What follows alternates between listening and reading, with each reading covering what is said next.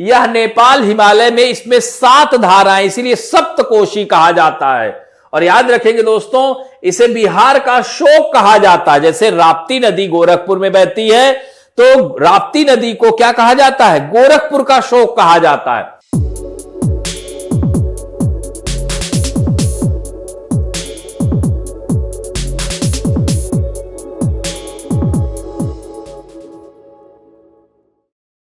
Hello and welcome to Plutus IAS. दोस्तों, आज हम लोग जो डिस्कस करने वाले हैं, बहुत ही इंपॉर्टेंट रिवर सिस्टम की बात करने वाले हैं। जी हां, उसकी चर्चा करूंगा, वो है गंगा नदी तंत्र, यानी गंगा रिवर सिस्टम। आप देख सकते हैं यहां से लगातार प्रश्न आते हैं गंगा रिवर सिस्टम से, और ये देख सकते हैं ये एग्जाम के पॉइंट ऑफ व्यू से बहुत ही इंपॉर्टेंट है। तो आज हम लोग इसकी सारी बातों की चर्चा करेंगे। जैसे कि पिछले एपिसोड में हम लोगों ने सिंधु नदी तंत्र की डिस्कस किया था, यानी इंडस वैली, इंडस सिस्टम के बारे में चर्चा किया था, इंडस रिवर सिस्टम के बारे में चर्चा किया था।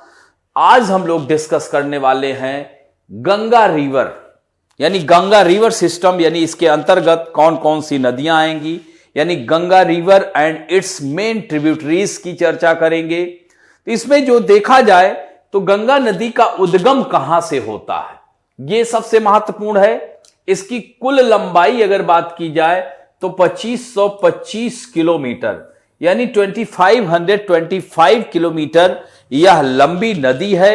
यह भारत की सबसे लंबी नदी मानी जाती है। भारत की यह राष्ट्रीय नदी है। यह नेशनल एक्वेटिक रिवर की संज्ञा दी जाती है, राष्ट्रीय नदी इसे कहा गया 2007-8 में। दोस्तों, अगर इसकी बात की जाए तो इस नदी को अगर देखा जाए तो गंगा नदी कब कहा जाता है, जैसे आप लोगों ने सुना होगा भागीरथी और अलकनंदा, यानी अलकनंदा नदी और भागीरथी नदी, यह दोनों जब देवप्रयाग में मिलती हैं तब जो है यह गंगा कहलाती हैं। यह महत्वपूर्ण है। लेकिन इसको जानने से पहले हम लोग, यानी इसके आगे अगर बढ़ते हैं, और ये आगे जाकर के बंगाल में फिर 2 शाखाओं में बढ़ जाती है। एक शाखा बांग्लादेश चली जाती है और एक शाखा बंगाल में ही रहती है, जो कि हुगली के नाम से यह बंगाल की खाड़ी में जाके गिर जाती है। तो यहां पर इसकी चर्चा करने के पहले सबसे महत्वपूर्ण यहां पर उत्तराखंड का पंचप्रयाग, ये बहुत ही ज्यादा फेमस है और ये आपके एग्जामिनेशन पॉइंट ऑफ व्यू से भी बहुत ही इंपॉर्टेंट हो जाता है। तो दोस्तों, यहां पर आप लोगों को दिख रहा होगा अलकनंदा रिवर, धौली गंगा रिवर, पिंडर नदी, मंदाकिनी नदी, भिलंगना नदी। हां, तो इस तरह से इन नदियों को जानने के बाद हम आगे बढ़ते हैं यह कि गंगा नदी के बाएं ओर की सहायक नदियां कौन कौन सी हैं और दाहिने ओर की सहायक नदियां कौन कौन सी हैं। तो सबसे पहले हम पंच प्रयाग की बात करेंगे। तो यह पंच प्रयाग आप लोगों ने सुना होगा।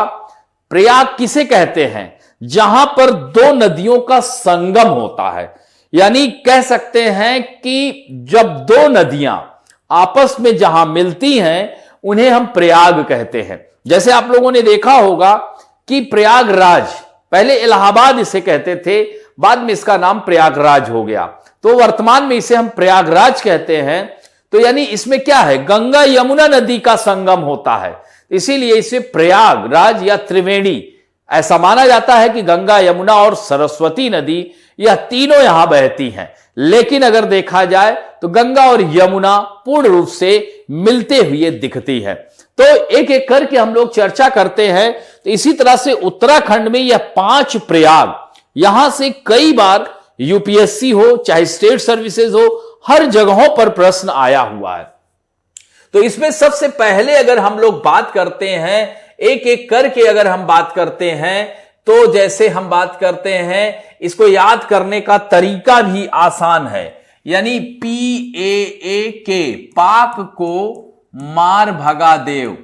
इसमें आप देखोगे 3 नदियों का संगम है।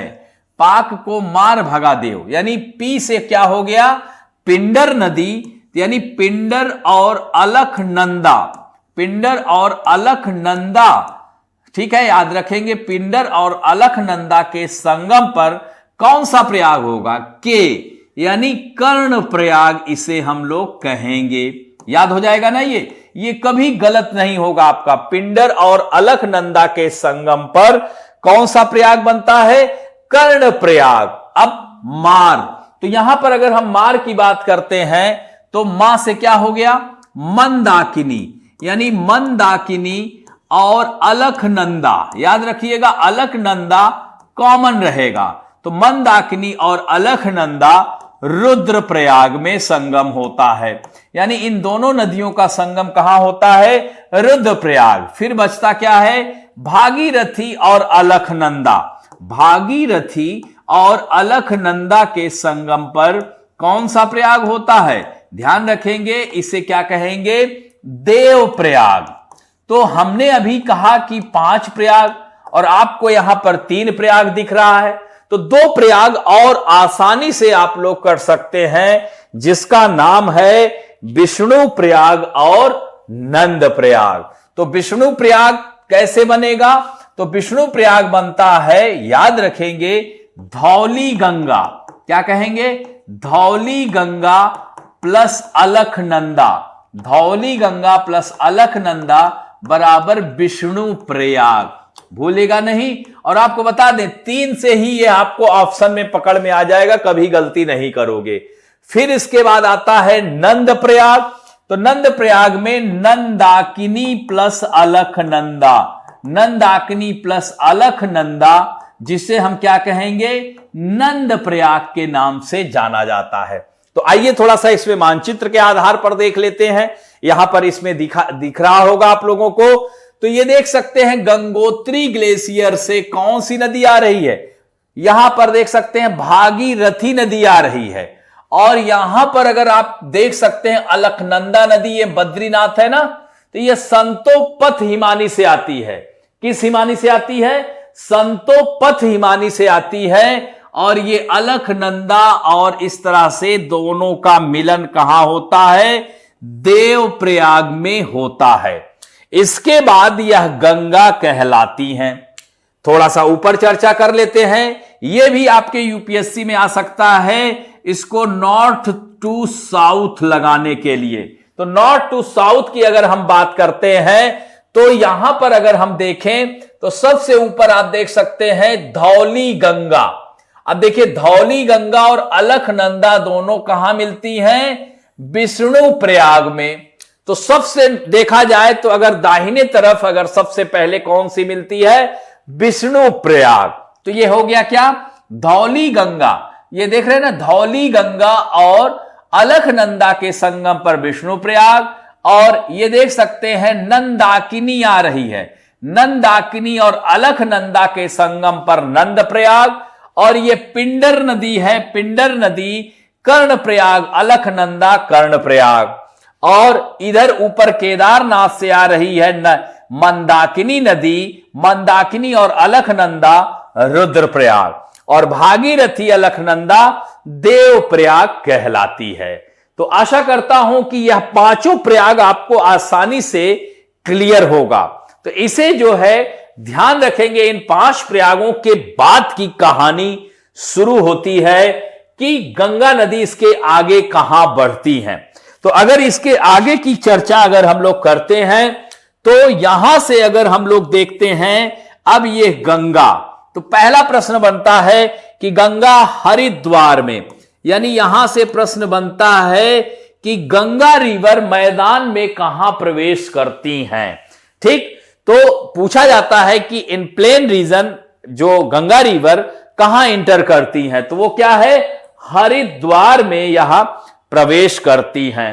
फिर इसके बाद यह आगे बढ़ते हुए उत्तर प्रदेश, बिहार, ध्यान रखेंगे झारखंड और बंगाल में फिर ये 2 शाखाओं में, यानी इसका शुरू में भी देखा जाए तो 2 शाखाएं हैं, भागीरथी और अलखनंदा, और नीचे भी देखा जाए तो 2 शाखाओं में बदल जाती है। यहां भी ये भागीरथी नाम से ही जो हुगली नदी है यहां पर दक्षिण की ओर मुड़ जाती है और यहां पर पद्मा नदी, बांग्लादेश में इसे पद्मा के नाम, तो भागीरथी नदी आगे चली जाती है, बांग्लादेश में इसे पद्मा के नाम से जाना जाता है। ठीक, तो ये रही बात। अब यहां पर फिर प्रश्न आता है, कौन कौन से राज्य हो गया? उत्तराखंड हो गया, यूपी हो गया, बिहार हो गया, ठीक, और थोड़ा सा झारखंड को भी स्पर्श करती है, और यहां पर बंगाल में, हां, वेस्ट बंगाल में यह जाती है। तो इस तरह से देखा जाए तो सबसे अधिक जो दूरी है वह 1465 किलोमीटर सबसे अधिक यह उत्तर प्रदेश में बहती है। इसके किनारे बहुत सारे शहर पाए जाते हैं। तो यहां पर आप लोग देख सकते हैं, और एक लाइन यहां पर और याद रखिएगा, भागीरथी और भिलंगना के संगम पर याद रखिएगा, यह भी कई बार प्रश्न आया हुआ है, टिहरी बांध सुना होगा। टिहरी डैम प्रोजेक्ट जो है भागीरथी भिलंगना के संगम पर बनाया गया था। तो इस तरह से यह गंगा नदी का है। अब बात आती है गंगा नदी के दाहिने ओर की सहायक नदियां और बाएं ओर की सहायक नदियां। तो main tributary of Ganga reverse, right hand side main tributary and left hand side. तो यहां पर अगर हम देखते हैं इधर से निकल रही है, तो ये वाला क्या हुआ, इधर लेफ्ट साइड हुआ, इधर राइट साइड हुआ। तो राइट साइड से याद रखिएगा, यमुनोत्री ग्लेशियर से कौन सी नदी निकलती है?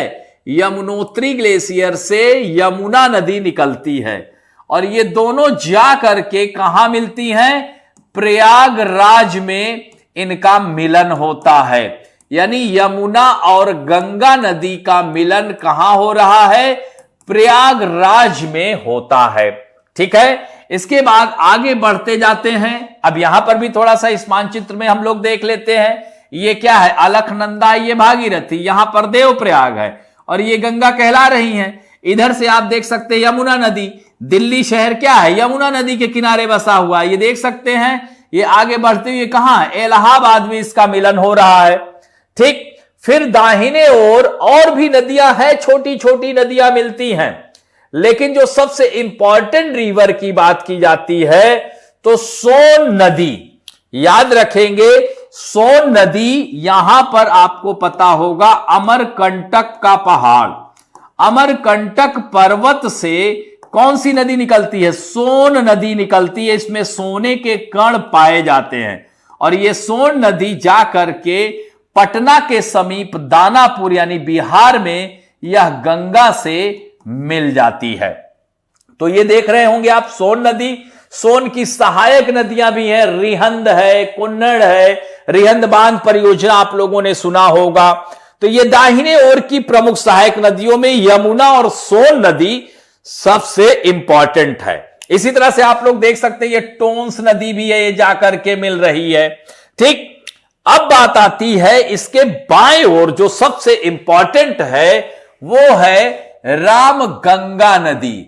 तो रामगंगा नदी चमोली डिस्ट्रिक्ट से आती है, दूधाटोली से रामगंगा नदी, और ये रामगंगा नदी एक भी कहा जाता है कि बाएं ओर की सबसे पश्चिम में या सबसे उत्तर पश्चिम में सहायक नदी है रामगंगा, और यह आगे आकर के उत्तर प्रदेश के कन्नौज में यह गंगा से मिल जाती है। कन्नौज आप लोगों ने सुना होगा, यह इत्र के लिए जाना जाता है। हां, कन्नौज किसके लिए जाना जाता है? इत्र के लिए जाना जाता है। दोस्तों, इसके बाद की बात की जाए तो यहां पर अगर हम बात करते हैं तो यह घाघरा नदी, अब जैसे शारदा नदी महाकाली नाम से बहती है, और यह भारत में आकर घाघरा नदी में मिल जाती है।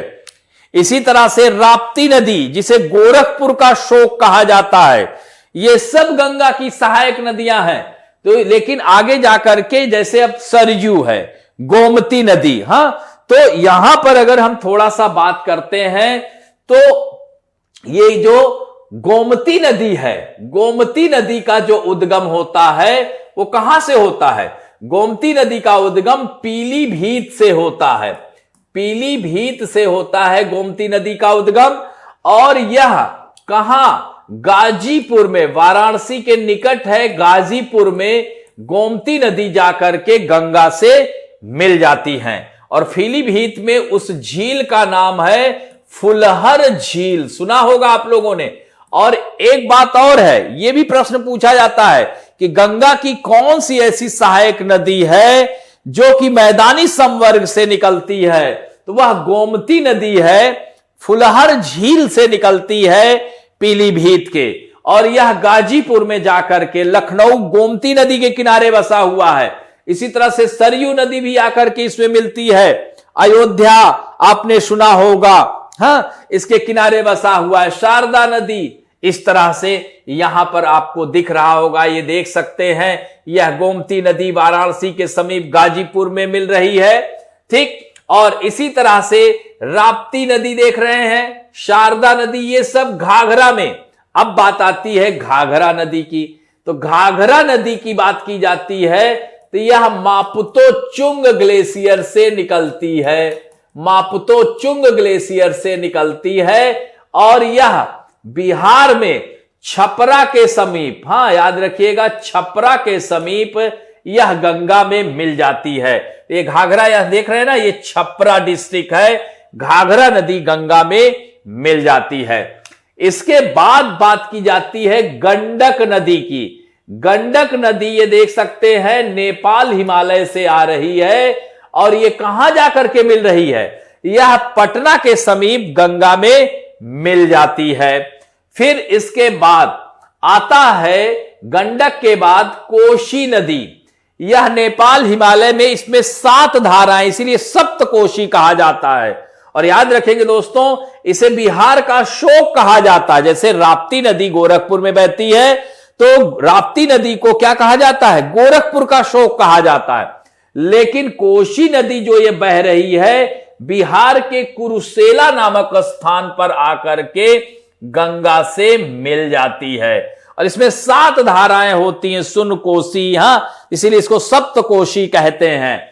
और इसके बाद सबसे पूरब में जो सहायक नदी है वह महानंदा नदी है।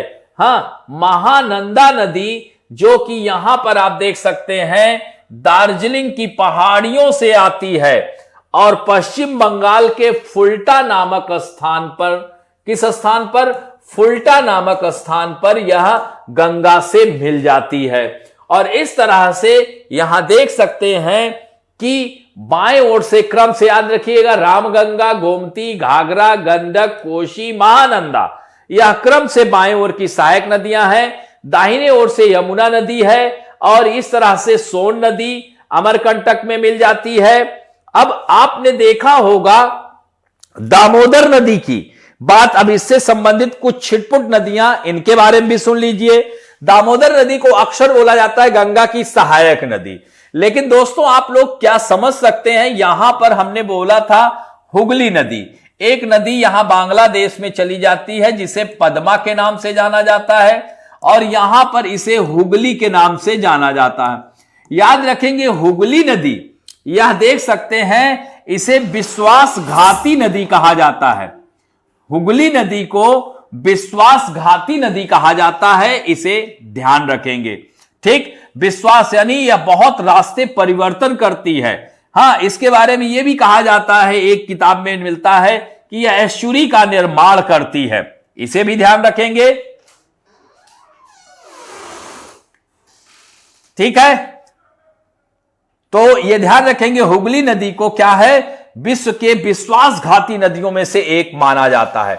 अब यहां पर ध्यान रखेंगे दामोदर नदी की, जो झारखंड के छोटा नागपुर पठार से निकलती है और यह जाकर के हुगली नदी में मिलती है। यह ध्यान रखेंगे, कहां मिलती है, हुगली नदी में, ना कि गंगा नदी में मिलती है।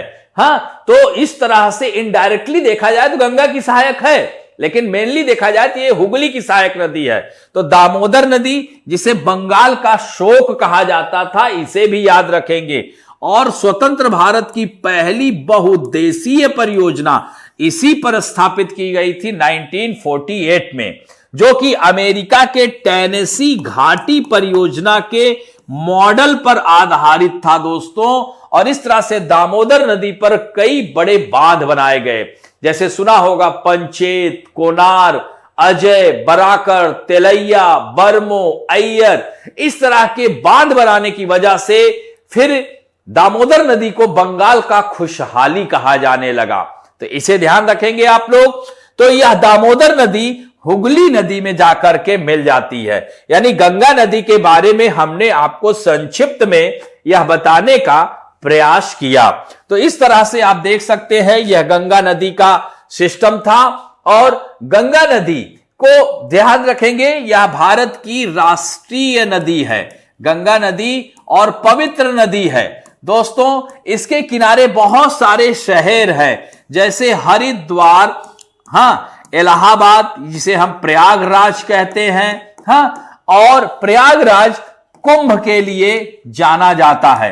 दोस्तों यहां पर भी भारत के 4 शहरों में कुंभ का आयोजन किया जाता है, महाकुंभ का। तो दोस्तों इस बार प्रयागराज में कुंभ मेले का आयोजन किया जा रहा है। तो हरिद्वार में भी कुंभ मेले का आयोजन किया जाता है, जो कि गंगा नदी के किनारे है।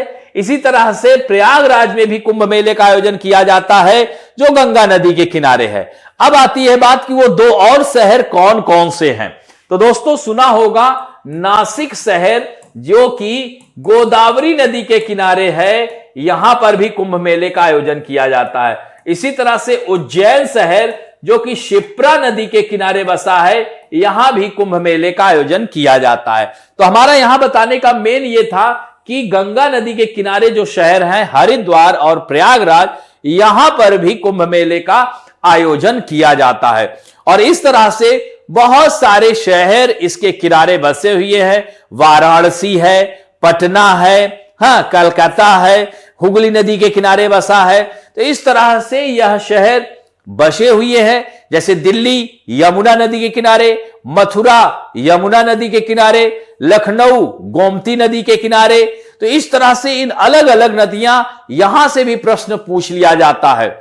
इसी तरह से गंगा नदी पर कौन सी परियोजना है, जैसे टिहरी डैम प्रोजेक्ट, तो भागीरथी और भिलंगना के संगम पर स्थापित किया गया है। इस तरह के भी प्रश्न आप लोगों की परीक्षाओं में आते हैं। हालांकि वह नदी घाटी परियोजनाओं के लिए हम एक अलग सीरीज लाएंगे, वहां पर चर्चा करेंगे। तो इस तरह से आशा करता हूं कि आप लोग गंगा नदी तंत्र के बारे में समझ गए होंगे। तो इस तरह अगर आपको वीडियो अच्छा लग रहा है तो please press like button, subscribe my channel and comment also and share to your friend. आप इसको अपने दोस्तों को भी शेयर कीजिए और बेल आइकन दबाना ना भूलें। Thank you.